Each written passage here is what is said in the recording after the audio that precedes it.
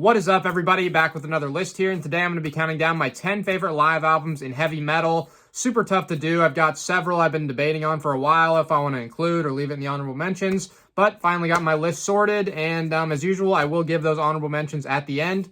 Here we go.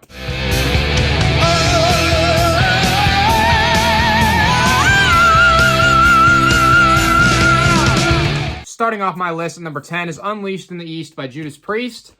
Recorded and released in 1979. Really good stuff. The lineup at the time was, of course, Rob Halford on vocals, who sounds amazing on this. Glenn and KK on the guitars, who are both fantastic as usual. And Ian Hill on bass and Les Binks on the drums, who is a great drummer. Probably my second favorite that Judas Priest ever had, behind Scott Travis. But the only thing holding this album back a little bit is that there's only 9 songs.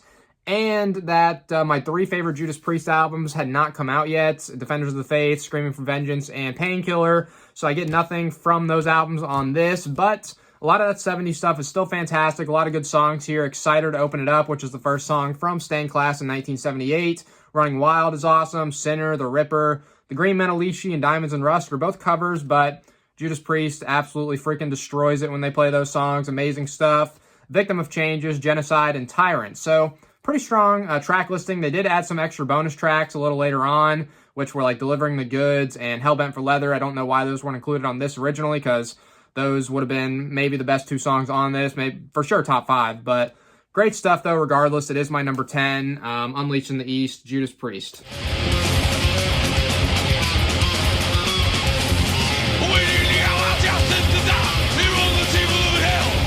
Next up at number 9 is Decade of Aggression by Slayer.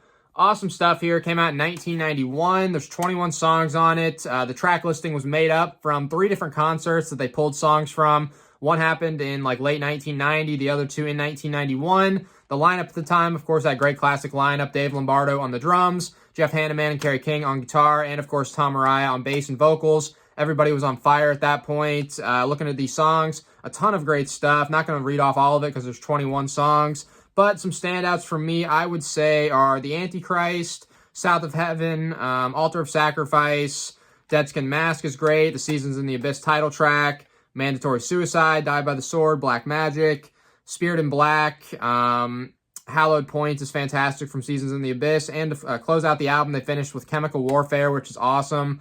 But so many great classic songs on this, so I gotta include it. Decade of Aggression, number 9.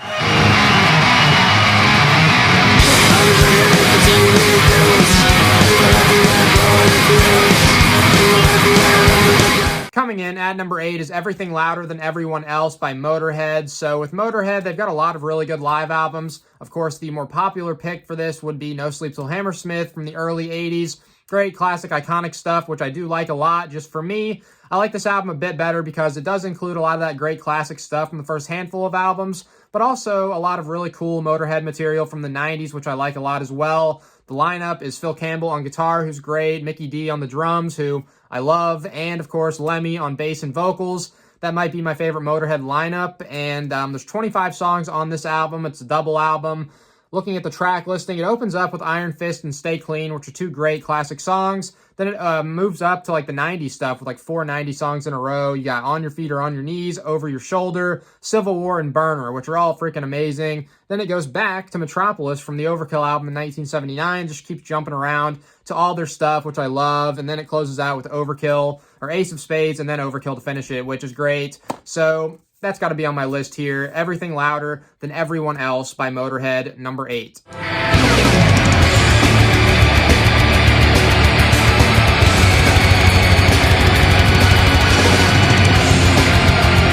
Coming in at number 7 is Live Bait for the Dead by Cradle of Filth. This one was recorded in 2001, came out in 2002.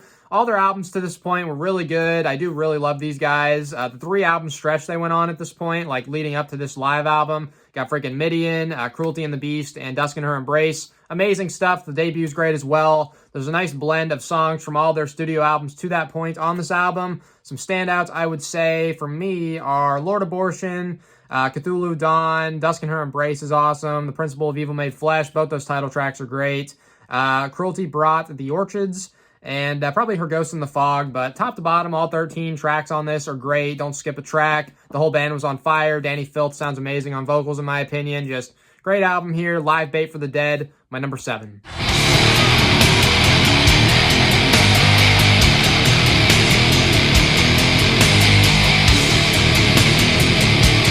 Next up at number 6 is Official Live 101 Proof by Pantera.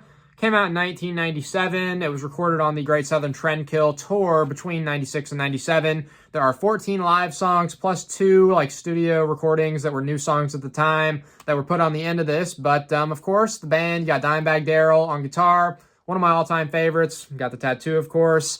Vinnie Paul on the drums, his brother, who's great, Rex Brown on bass, and of course Phil Anselmo on vocals. Love the lineup. They were all freaking at the top of their game at this point, in my opinion. Opens up with a new level from Vulgar Display of Power, which is one of my favorite songs by them. Just going to read off some standouts because I don't want to go through all of these. But of course, you got Cowboys from Hell.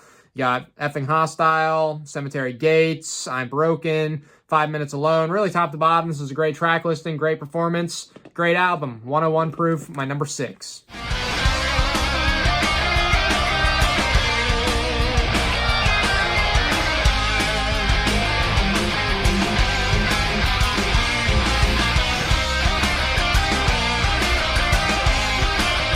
Coming in at number 5 is That One Night live in Buenos Aires by Megadeth. So with this, it was recorded in 2005, but didn't come out until 2007. The lineup on it was James McDonough on the bass, Glenn Drover on guitar, Sean Drover on drums, and of course Dave Mustaine on vocals and guitar as well.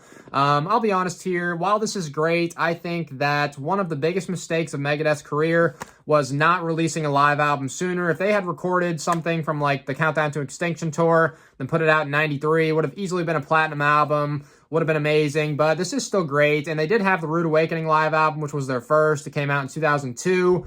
I do like that one, but I've always liked this one a bit more for some reason. I think the overall sound's a bit better. Both track listings are great, so that's not too much of a factor. But for this, there's 22 songs, a lot of great stuff, obviously. It's Megadeth, greatest band of all time. So some of the standouts for me, highlights of the album, I'd say are Blackmail the Universe, which is a great song to open it up with. Sick stuff. Set the World Afire is awesome. Hangar 18 is great. Holy Wars, obviously, is amazing. Reckoning Day, She-Wolf, In My Darkest Hour. They play a lot of the great stuff, and they also mixed in some newer stuff like Die Dead Enough, Kick the Chair, which I think are both really good songs. But this is a fantastic album. That One Night live in Buenos Aires by Megadeth, my number 5.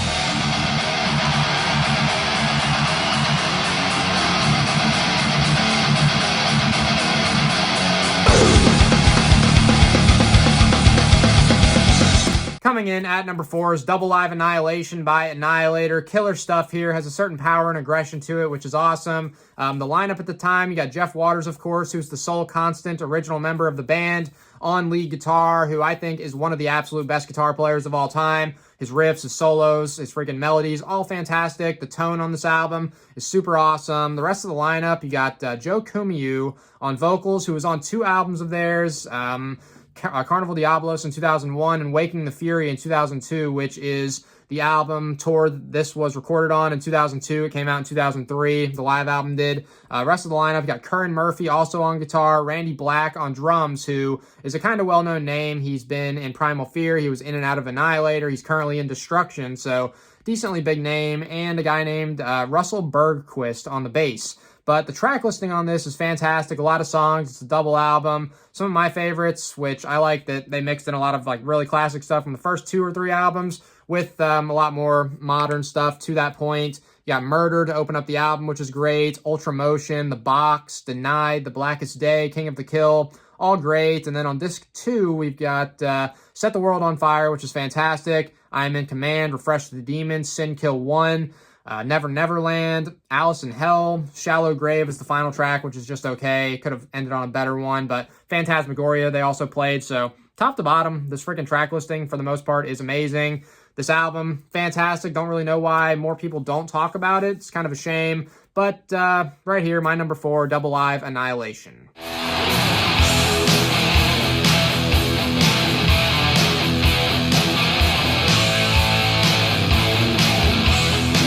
Next up at number 3 is Beast from the East by Dokken. I've got the original cassette tape right here, which came out in 1987. There are 16 live songs on it, plus Walk Away, which was a studio recording, so 17 total. The band sounds great on this, I think. Dokken on vocals is amazing. One of my favorite singers. George Lynch on guitar, one of my favorite guitarists, is fantastic all over this. Jeff Pilson on bass is fantastic. And, of course, Mick Brown on the drums. Amazing track list here. All these songs are great. But some of the standouts for me, I'd say, are Unchain the Night, Tooth and Nail, which is probably my favorite song by them. Dream Warriors, Mr. Scary, Into the Fire, When Heaven Comes Down, Heaven Sent, It's Not Love, Turn on the Action, which is fantastic, Breaking the Chains, In My Dreams. So freaking top to bottom, this is fantastic and easily one of my favorite live albums of all time. Beast from the East by Dokken. My number 3, and I'm just going to go straight into number 2 because with this particular album, anytime in the past that I've tried to use a little like clip to intro it, it's gotten my video blocked or copyrighted or whatever. And that is going to be Live After Death by Iron Maiden, my number 2.